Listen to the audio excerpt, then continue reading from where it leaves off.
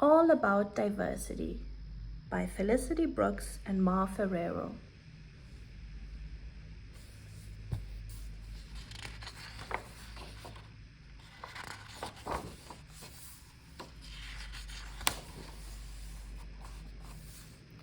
What is diversity? Wouldn't it be boring if people were all the same? If they wore the same clothes, ate the same food, had the same hair, lived in the same sort of home, went to the same kind of school, had the same teacher, read the same book, had the same type of family and the same pet, said the same thing, and played exactly the same game every single day? But luckily, our world isn't like that because everyone is different.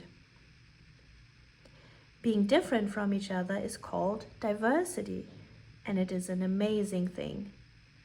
Which of these two pages do you think looks more interesting?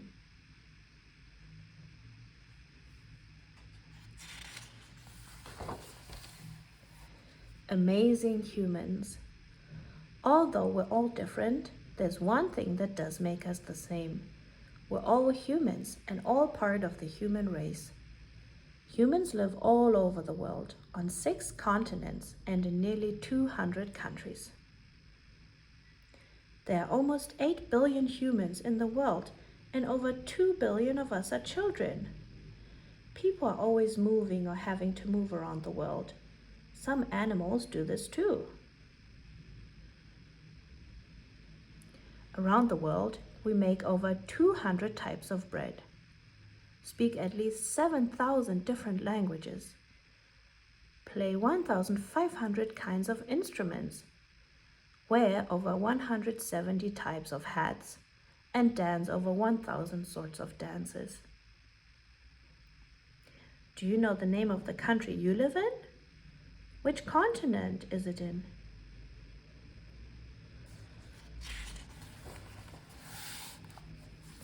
How are we different? Even in one class at school, the children may be very different. The children in this class have drawn pictures and are talking about themselves. Can you match the drawings with the children?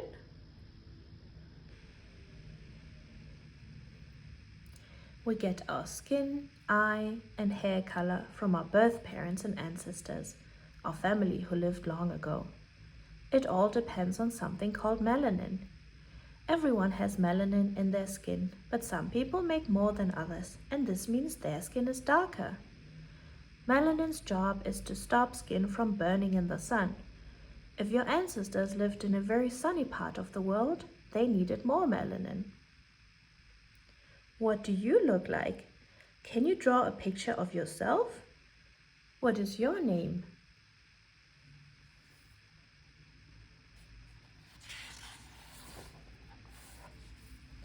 What do we wear? It's not just our skin, hair, and eyes that can make us look different. There can also be a lot of diversity in what we wear. Sometimes people need to wear special clothes for work, school, or sports, or to dress up for a festival or celebration. Are there any clothes you have to wear? What do you like to wear? Do you wear any special clothes for special days?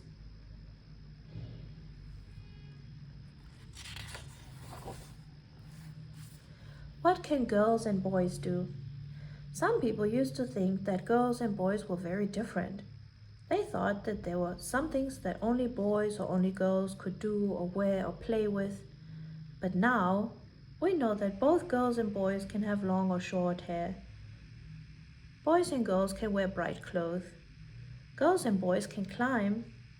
Girls and boys can run. Girls and boys can jump in puddles. Boys and girls can scream and shout. Girls and boys can build things. Boys and girls can cry. Boys and girls can be kind. And many boys and many girls like to dance and sing. Some boys don't like to be called boys, and some girls don't like to be called girls.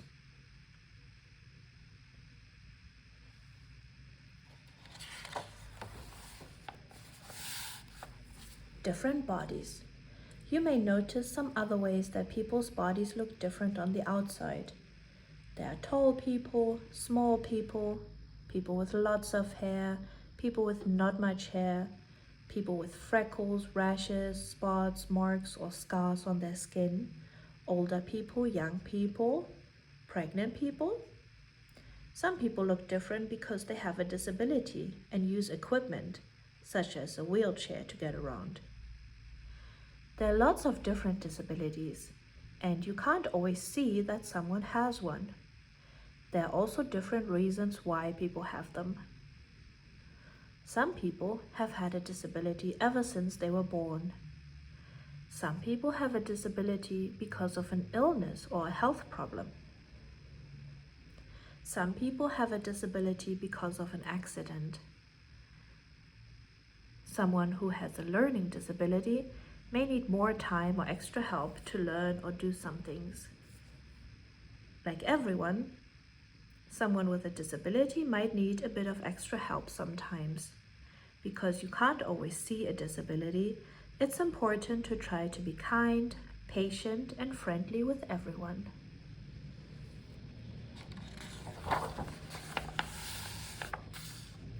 Different brains. The way that people's brains work, the way that they think, learn, and behave can also be very different. This type of diversity is called neurodiversity. Say neurodiversity. Someone who's shy might find it hard to talk to people. It doesn't mean they're unfriendly. Someone who's outgoing finds talking easy and likes meeting people. Someone with dyspraxia might not have very good balance, but be very good at noticing how other people are feeling. Someone with dysgraphia might need extra help with writing, but be very observant. Someone with dyscalculia might need extra help with numbers, but may be fantastic with words. Someone on the autism spectrum might know a lot about one thing. They might have an amazing memory and be able to concentrate for a long time. Someone with dyslexia might need extra help with reading, but may be creative and good at solving problems. Someone with ADHD might find it hard to sit down and concentrate, but could be full of ideas, creative, sporty, and brilliant at remembering facts.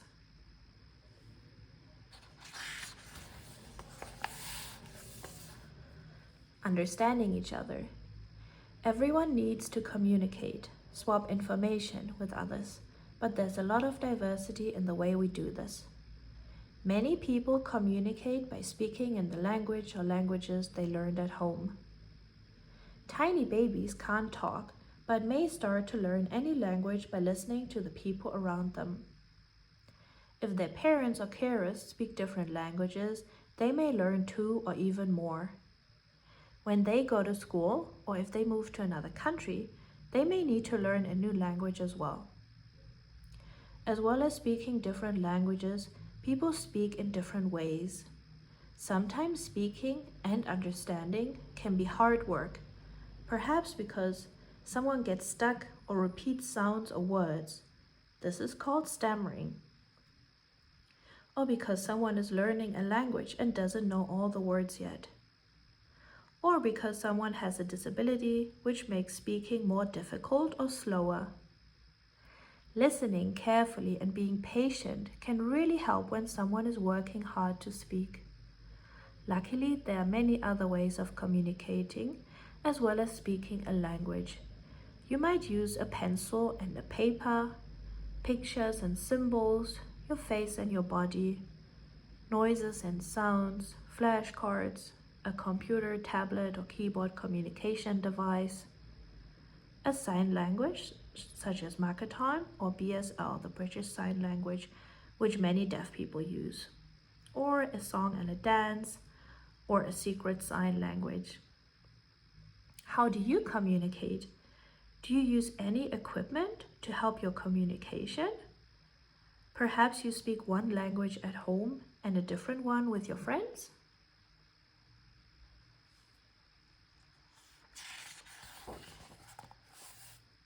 Different kinds of families.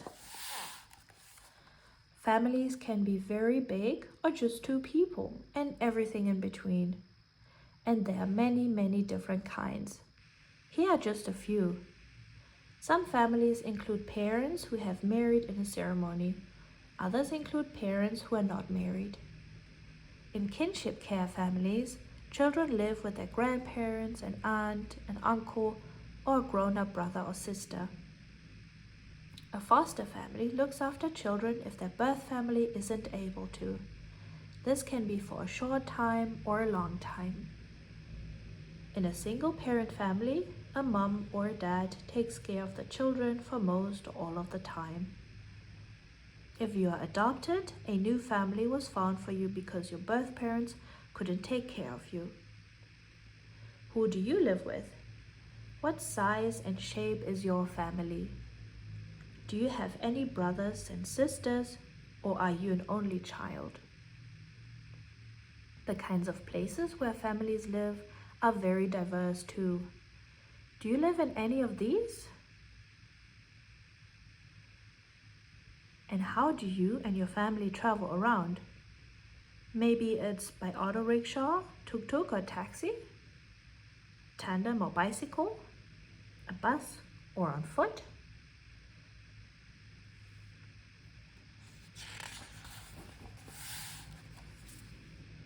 What do we eat? Everybody needs to eat, but what and how we eat can be very different country to country, family to family, and person to person. Do you have any special family meals or recipes? Do you eat any of your food with chopsticks? Or do you use your right hand? Maybe you use a spoon or a knife and fork? Some people don't eat some kinds of food because of their beliefs or choices. Others are allergic to a type of food and would become ill if they ate it. People get their food in different ways too. Around the world, many grow, catch, or farm food. Many others buy it. How do you get yours? From a supermarket or a food shop? From a garden, a field, a river, a lake, or the sea? From a street market or a farm shop? From a van or a truck? A food bank? From nature? Do you have a favorite food or favorite meal? Have you ever tried something new and really liked it?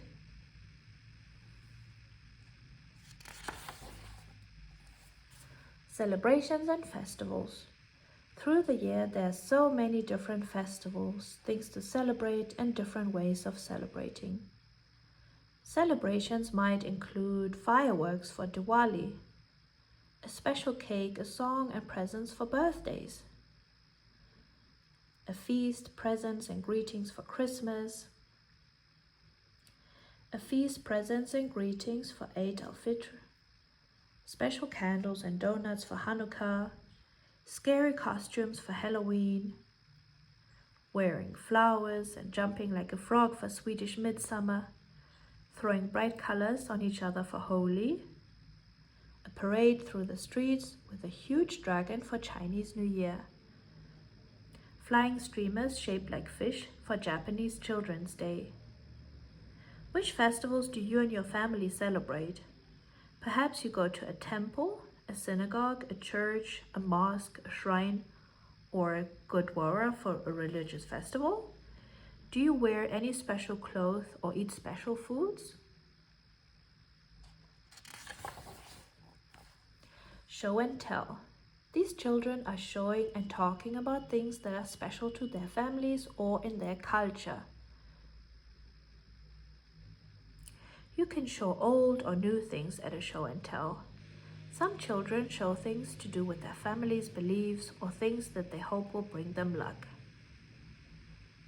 What would you talk about or show to your friends?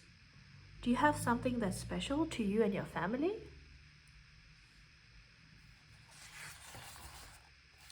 What do you like? Some more things that make us all different and make each of us unique is what we like, what we don't like, and what we can do. But although we are all different and each one of us is unique and special, there are things that everyone could do to help us all live and play and work together in a fair way. These children have some ideas. We can be kind to each other. We can listen to each other.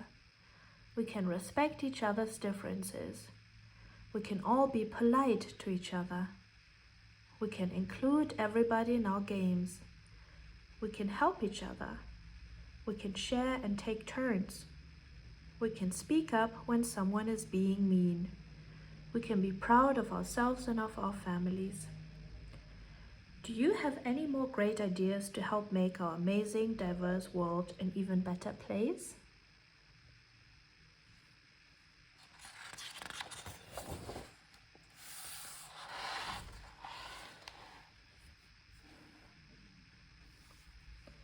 I hope you liked this book. I really enjoy it. See you next time. Bye.